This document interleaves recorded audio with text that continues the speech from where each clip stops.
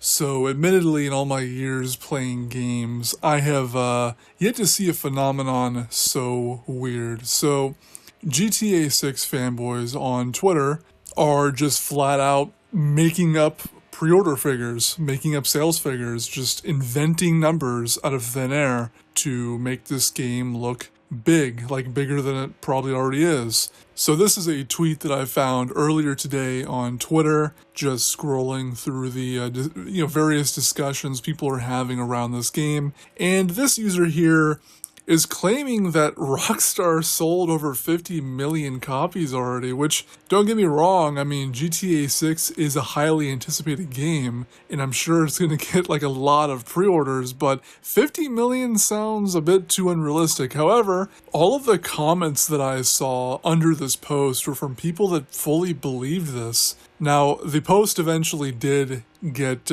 community noted, but the post reads like this. GTA 6 has reportedly surpassed 50 million pre-orders, generating an estimated 4+ billion in revenue before launch. Rockstar might be the only company capable of turning a game that isn't even out yet into a multi-billion-dollar success.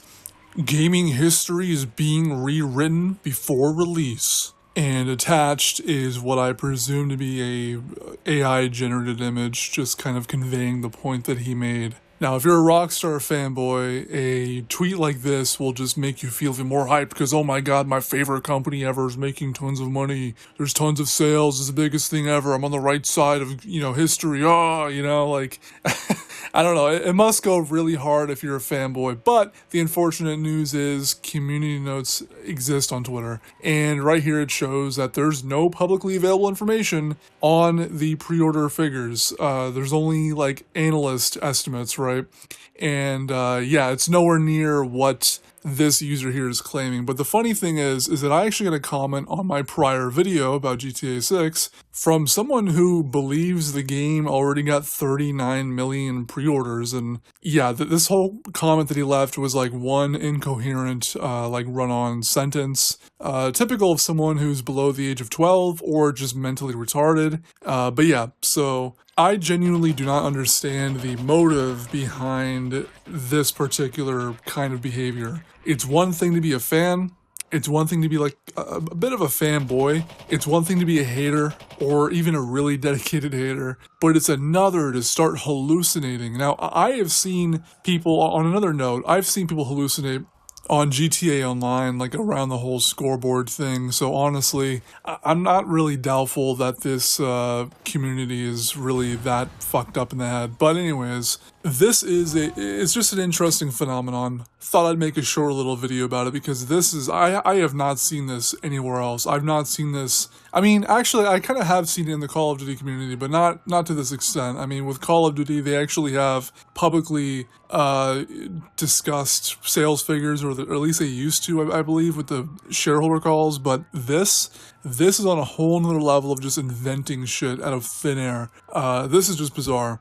So look, if you really like GTA 6, more power to you, but man, you don't gotta fucking lie about sales figures or pre-order figures. If your game is already huge, you don't need to feel insecure, right? Like, anytime that I run into someone who's making claims like this, it really just makes me feel like they are just insecure for some reason. Like, their self-worth is being stalked behind the success of a game. It's the most bizarre thing ever. It almost kind of reminds me of this little phenomenon where people were deliberately searching up for GTA 6 haters online after the first trailer came out. And I know this because this was actually something that I was paying attention to on the YouTube trending thing and Google Trends.